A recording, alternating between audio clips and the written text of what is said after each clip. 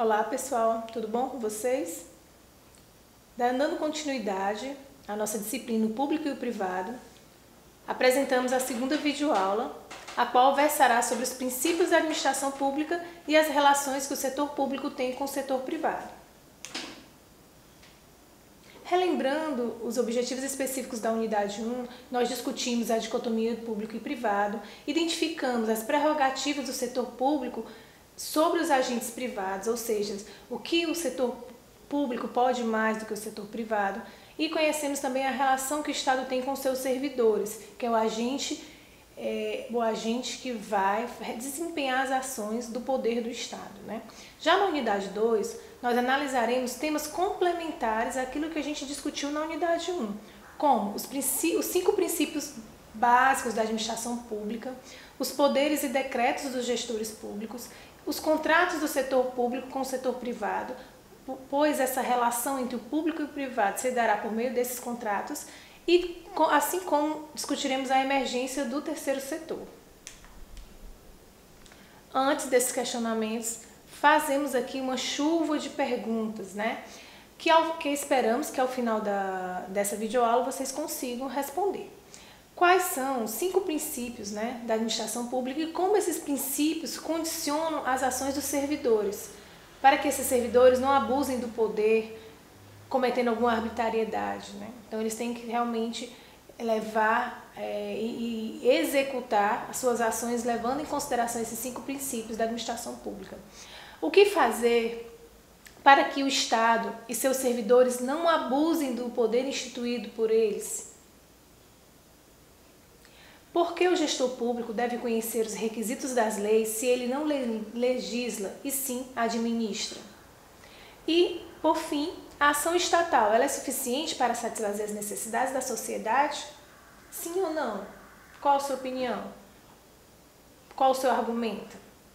Vamos lá. A administração pública, na administração pública como um todo, nós temos relações entre o público e o privado por meio de contratos. Esses contratos administrativos são embasados, direcionados pelo direito constitucional e pelo direito administrativo, assim como todo e qualquer ação do poder público. E, para tanto, são regidos 5 princípios básicos da administração pública, que são eles: o princípio da legalidade, o princípio da impessoalidade, o princípio da moralidade, publicidade e da eficiência. Vamos falar um pouquinho de cada um deles. No princípio da legalidade, como o nome já diz, versa que as ações tanto dos servidores quanto que executam as ações do setor público, que seja permeada pela lei constitucional, principalmente. Assim, evita-se a arbitrariedade dos governantes frente a que eles não façam as suas vontades, e sim aquilo que está expresso na lei, tá? Como a gente viu na unidade 1, quando a gente falou do princípio da positividade, no sentido de que o poder público só pode fazer aquilo que realmente ele tem lá previsto na lei, enquanto o sentido da negatividade do setor privado, que eles podem fazer aquilo que eles podem deixar de fazer aquilo que não está obrigando a lei, né? Desses princípios da legalidade, a gente tem que ver que as leis, elas têm objetivos, têm necessidades, e elas defendem o Estado como um todo. E para isso ela tem algumas características bem importantes. Por exemplo, as leis, elas têm características, o princípio da autoaplicabilidade. O que é isso? Uma lei não precisa de mais nada, de nenhum outro ato para ela ser aplicável, tá ok? Além disso, ela tem que ter o princípio da generalidade. Ela não pode versar sobre algo objetivo, ela tem que ser bem mais geral, no sentido de dizer aquilo que é certo de se fazer num aspecto geral da situação, tá? Já o princípio da generalidade, o princípio da abstração versa no sentido de que as leis, elas não devem se ater a atos concretos, mas sim ficar não se ater em atos concretos da realidade, mas sim ficar no sentido de de uma situação hipotética que possa vir a surgir, tá? E ela também tem o princípio da coercitividade. princípio de ser coercitivo. O que é isso? Ou seja, ela tem o poder de que, caso não se cumpra, tenha-se as penalidades cabíveis para essa não execução da lei. Diferente de uma sugestão. A lei não é uma sugestão. A lei é algo que deve ser aplicado. Caso não seja obedecida, deve ser seguido esse princípio da coercitividade. Continuando o princípio da legalidade na administração pública, a gente pode observar esse princípio quando a gente identifica as comunicações que ocorrem dentre as instituições públicas. Por exemplo, essa comunicação muitas vezes ela é realizada por meio de ofícios e memorandos, que é uma forma de uma linguagem mais formal e que ela tem também, procura pegar essa linguagem que é realizada nas leis, uma linguagem bem objetiva, bem clara, para que se possa entender realmente aquilo que está escrito, tá? E a gente pode observar essa comunicação por meio de ofícios e memorandos, uma comunicação bem semelhante às leis e que versa na administração pública esse princípio da legalidade. Já também temos na questão da impessoalidade, né? Ou seja, o interesse público está acima do interesse pessoal. Aí nós colocamos uma charge que remete muito a essa questão do princípio da impessoalidade, no sentido de que a pessoa não faça da sua empresa um cabide de emprego para família, para colegas e conhecidos, no sentido de que esse interesse pessoal não sobressaia do interesse público, tá? E a questão das comunicações por ofícios e memorandos também, o gestor público deve estar atento no sentido de evitar a burocratização da ação estatal, que a gente muitas vezes fala que é a burocratização. Então, é papel do gestor público, sim, fazer suas comunicações por meio de ofícios e memorandos como versa o princípio da legalidade, porém, ele deve fazer com que essa comunicação não seja permeada por tantos papéis e que fique uma coisa burocrática demais e que fique lentificando os serviços oferecidos para a comunidade, né? Então, é papel do setor público, do gestor público, sim, fazer isso. Porém, ele deve nunca passar por cima do princípio da legalidade, ou seja, do que está expresso na lei como forma de estar fazendo essas comunicações. O princípio da moralidade refere ao comportamento do agente público, que é o servidor, tá? Então, o servidor ele deve apresentar algumas características na sua personalidade e algumas características nas suas ações que a sociedade como um todo acha características vantajosas para quem está exercendo uma ação, um serviço para a comunidade, tá ok? A publicidade refere no sentido de realizar, que todo ato realizado pelo poder público, ou que é de interesse público, deve ser conhecido pelo público, tá ok? Então, todo ato que o poder público vai instituir, ele só deve ser colocado em prática a partir do momento em que há essa publicidade, principalmente no diário oficial, tá? Tanto na União quanto no Estado, no município, que realmente essa orientação, essa lei, essa portaria, né, vai ser realmente colocada em prática a partir do momento que ela ficar sobre a visão de todos que lhe interessem, ou seja, de toda a sociedade. Já o princípio da eficiência quer dizer que é o uso adequado do dinheiro público. Já que nós pagamos nossos impostos, esse dinheiro vem do povo e vai para o povo, o mínimo que a gente espera é que ele seja aplicado de uma forma mais passível da questão custo-benefício que seja implementado nesse sentido. Então, a eficiência é dos 5 princípios da administração pública dos mais recentes. Ela foi instituída por uma emenda constitucional na década de 90 e ela é muito influenciada pela questão da administração dos setores privados, que o setor público também sempre faz uso para melhor administrar também esses serviços da sociedade como um todo. Já que nós temos esses princípios que vão reger a administração pública como um todo, você como gestor público vai desenvolver suas ações mediante esses 5 princípios, a gente tem também a questão dos poderes do gestor público, que esses poderes, enquanto Estado, né, eles geram deveres. Então, você pode, mas também você deve algum retorno para essa comunidade. Então, esse poder remete a um conjunto de deveres. Esse poder da administração pública e da sociedade como um todo, né? O poder da administração pública, a gente observa um exemplo, o poder de polícia que a administração pública tem. Esse poder de polícia é um poder disciplinar, é um poder de advertência, é um poder que pode vir a chegar à demissão, é um poder coercitivo, é um poder que a pessoa fiscalizativo, né? Já o poder da sociedade, normalmente, que exerce na sociedade, é um poder hierárquico ou disciplinar, tá certo? Esse poder hierárquico ou disciplinar, ele vem da questão também da advertência, da fiscalização como um todo, e remete ao poder discricionário, que diz que o poder público ele vai aplicar o gestor público, a instituição pública vai aplicar o seu poder, tá? Ela tem a liberdade de realizar essas ações de acordo com o momento certo e do local e prazo certo que ela venha a achar melhor, tá ok? Mas isso sempre respeitando a questão legal. No perfil da administração pública, normalmente a gente pode observar diferentes perfis, tá? A gente pode observar um administrador mais centralizado, uma administração como um todo mais centralizado, ou uma administração descentralizada. A gente pode observar que alguns gestores tentam fazer uma administração mais participativa, ou a gente observa também uma administração somente por mera acomodação dos integrantes, no caso dos partidos políticos que apoiaram, então não há realmente uma discriminação por eficiência, por eficácia, por perfis de gestão, mas sim por consonância com partidos políticos que apoiaram. E também a gente observa a aplicação de objetivos bem simples na questão do perfil da administração de cada gestor.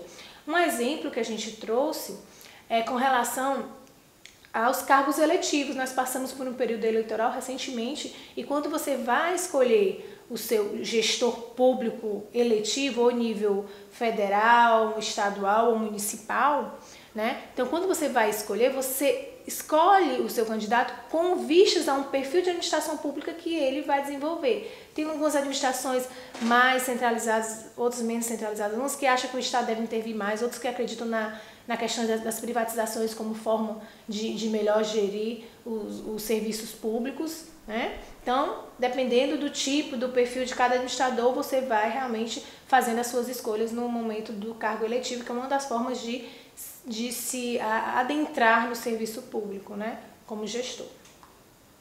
Nós observamos também características do poder submetidas aos deveres, ou seja, muitas vezes os agentes do poder, que são servidores, eles têm que ter características bem específicas, como por exemplo, o dever de agir. Tá, okay? Então eles devem agir no momento certo, na hora certa, referente àquela ação específica. Eles também têm o dever de prestar contas. Esse dever de prestar conta dos agentes públicos remete ao princípio da publicidade. Então, o que você faz deve ser sempre prestado contas dos valores, de onde veio o dinheiro, para onde foi, né? Isso quem ajuda são os diários oficiais que vão estar lá prestando conta. A gente observa que alguns órgãos administrativos, algumas instituições públicas, elas gostam de prestar contas muitas vezes pelos sites, agora com a internet, né? A gente tem vários sites que disponibilizam essa prestação de contas para que seja realmente divulgado com maior porção da população. Mas, lembrando o princípio da legalidade, ele sempre deve também obrigatoriamente ser publicado nos diários oficiais respectivos de cada quadro hierárquico do poder, não é isso? Então, o dever da eficiência, né? O servidor deve ter esse dever, ou seja, a questão do custo-benefício, de realmente racionalizar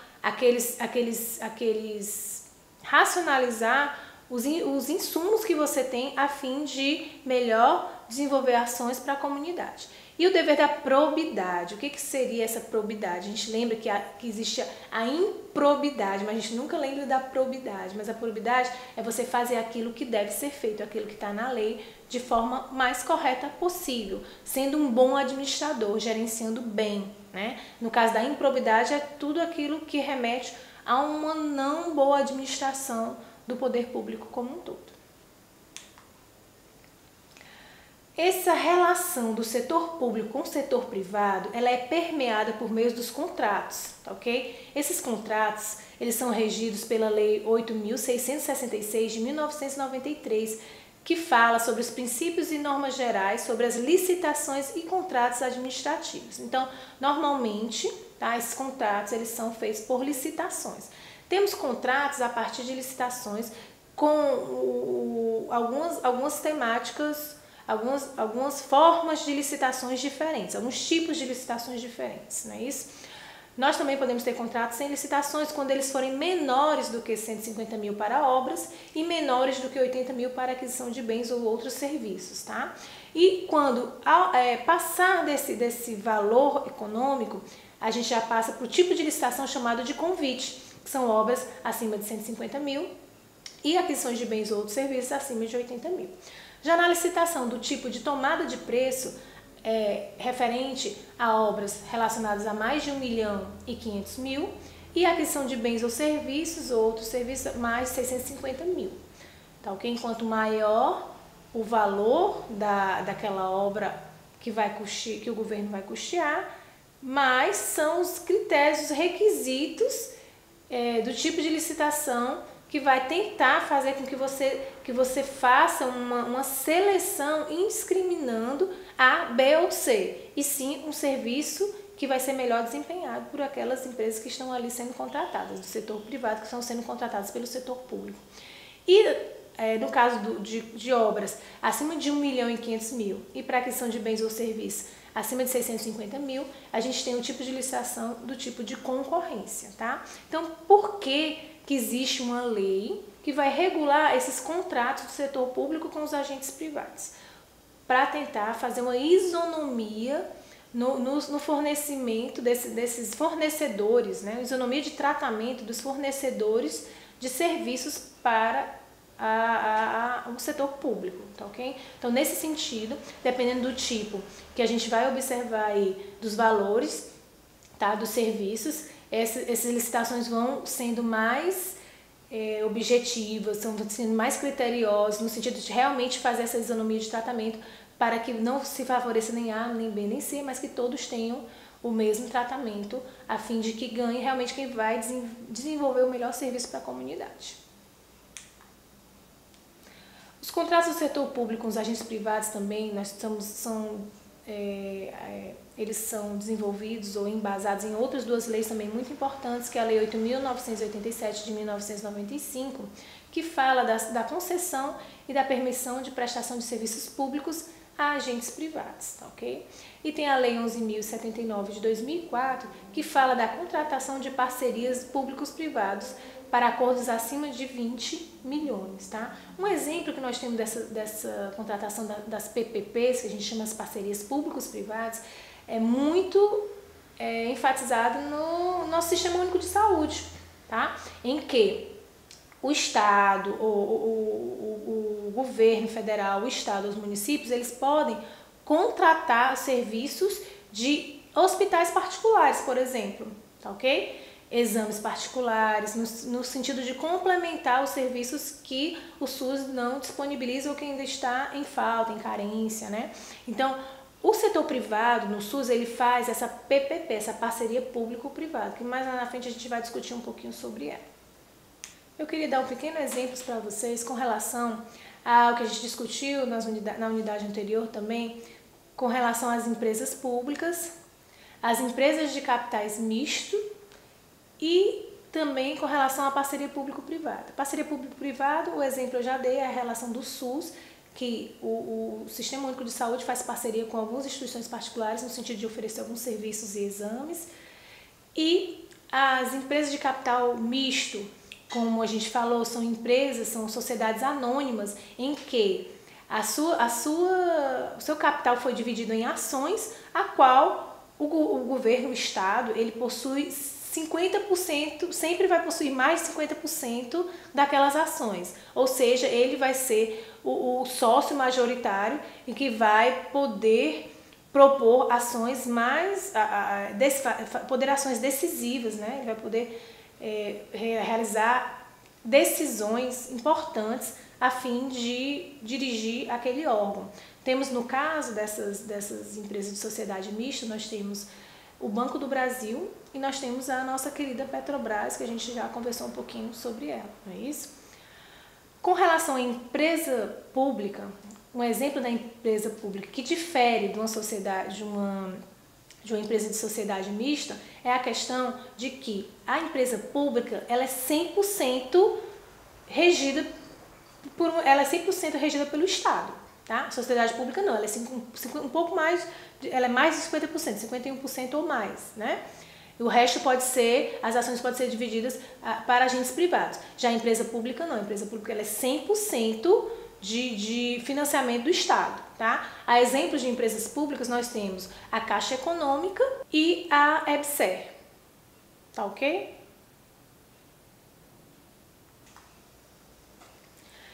O público e o privado e a emergência do terceiro setor. Então a gente discutiu muito na unidade 1 o que era o público, o que era o privado, mas a interseção entre o que não é público e nem privado, a gente diz que é essa emergência desse terceiro setor, tá? O terceiro setor, ele é representado pelas organizações não governamentais, as ONGs, né, que são organizações de direito privado, mas que não têm fins lucrativos e elas utilizam tanto de recursos públicos quanto privados para estar desenvolvendo ações que muitas vezes são ações de interesse público. Então, por isso que ela fica nesse terceiro setor, né, nem no público nem no privado. Ela tá exercendo uma coisa que era para o governo exercer, mas infelizmente o governo ele não consegue suprir todas as necessidades da população e sempre tem que fazer uma parceria, ou tem uma ONG, ou tem alguma outra instituição ali que vai fazer com que essas ações sejam melhor desenvolvidas para a comunidade como um todo, né? Então, essa parceria das ONGs, ela é respaldada pela Lei número 9.636, de 1998, que qualifica as organizações sociais, as OS, né, como pessoas jurídicas de direito privado sem fins lucrativos. Então, essas OS, elas também são essa emergência do terceiro setor, que fazem com que realmente seja respaldado por lei essa participação desse terceiro setor junto à sua parceria com o setor privado, sua parceria com o setor público.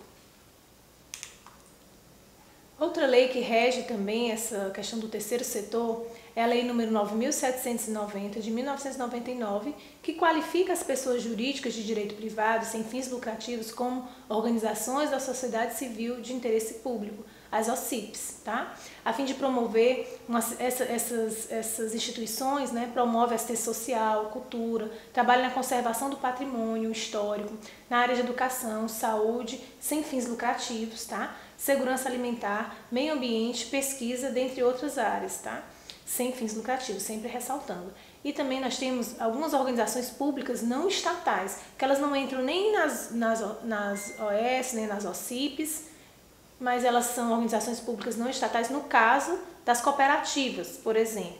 E nós temos também até algumas instituições que não têm administração, como no caso dos grupos, por exemplo, o Greenpeace. São organizações que não têm administração de forma nenhuma. Elas são descentralizadas. E aqui eu trouxe uma fala de uma pesquisadora, a Célia Almeida, que diz que o sistema de saúde brasileiro ele é uma intricada rede pública e privada, na qual o setor público subsidia o privado, ao mesmo tempo em que investe pouco no setor como um todo. Vocês concordam com essa afirmação? Isso remete a nossas PPPs, a parceria público-privada. Então, o SUS, que é desempenhado pelo setor público, né, nos 3 níveis hierárquicos, quando não consegue satisfazer a necessidade da população em determinada ação, ele vai solicitar uma parceria com as instituições privadas de saúde, ou por meio de exames, ou por meio de leitos de UTI, leitos hospitalares, cirurgias, né, e etc. Mas essa parceria, muitas vezes, como diz aí a pesquisadora, né, ela não vem sendo tão benéfica assim para o setor público e vem estimulando, de certa forma, o setor privado, no sentido de que a gente apresenta alguns dados que comprovem isso. Por exemplo, 69% dos hospitais brasileiros, eles estão alocados no setor privado, tá ok? Então, isso é um dado alarmante, né? Quase 70% dos hospitais são particulares. Onde é que está o SUS nesse momento? Além do que, 38% desses leitos estão disponíveis para o SUS. Somente 38% desses leitos dos hospitais particulares estão disponíveis para o SUS. Então, essa parceria, ela não vem sendo tão benéfica assim, tá? No sentido de que essa incapacidade do Estado de fornecer uma saúde de qualidade vem fazendo com que cresça a saúde paga, a saúde dos planos de saúde, a saúde de forma privada, né, o setor privado. Isso é muito semelhante ao que a gente vem observando no setor de segurança pública, onde, infelizmente, o Estado também não consegue fornecer para a população serviços de segurança que a façam sentir-se segura, com menos violência, menos assassinatos, menos tráfico de drogas e etc. Fazendo com que aumente muito o setor privado de segurança particular. A questão dos carros blindados, a questão de você pagar um segurança, a questão de você investir em equipamentos de informática, de câmeras, de alarmes, né? Tudo isso vem sendo muito desenvolvido no setor privado por conta dessa incapacidade do setor público de estar fornecendo essas ações. Agora, nós não temos só pontos negativos, nós não temos só fragilidades, nós também podemos observar algumas potencialidades com relação à gestão da saúde pública como um todo, né? A gente pode observar que no Sistema Único de Saúde, ele aumentou o seu acesso à atenção básica como um todo, principalmente a questão dos postos de saúde, né? E a gente observa também o setor de emergência vem crescendo muito com a participação do serviço do SAMU, né? Serviço Móvel de Urgência. Assim como a cobertura universal da vacinação, que é exemplo, né, mundial, o Brasil é exemplo mundial com relação à cobertura de vacinação, tanto nas estatísticas de cobertura, quanto nos tipos de vacinas disponíveis, que o elenco cada ano vem se aumentando. Com relação à universalização também do pré-natal na atenção básica, assim como a fabricação de produtos farmacêuticos essenciais, fazendo com que quebre várias patentes de produtos importantes. Nós temos o exemplo da quebra de patentes dos medicamentos contra HIV/AIDS, e nós temos esse ano o exemplo da importação, da compra do direito, da compra do laboratório, da fabricação da vacina contra o HPV. Então, foi-se comprada a tecnologia e vai estar se produzindo a vacina contra o HPV aqui disponível no calendário básico de vacinação, tá?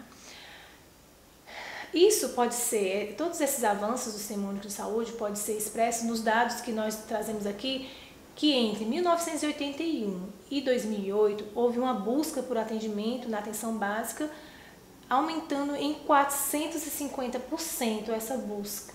Ou seja, a população está buscando mais os postos de saúde, porque, querendo ou não, eles estão tendo um acesso melhor para a população. Está mais perto da sua casa, tem mais profissionais trabalhando, então a população realmente vai buscar esse serviço. Aumentou 450%, é um dado bem interessante. E a procura por consultas em ambulatórios e hospitais do SUS caiu de 21% para 12% da população. Isso remete ao nosso slide anterior, a qual houve um aumento da procura para os hospitais particulares. Não é isso? Houve um aumento da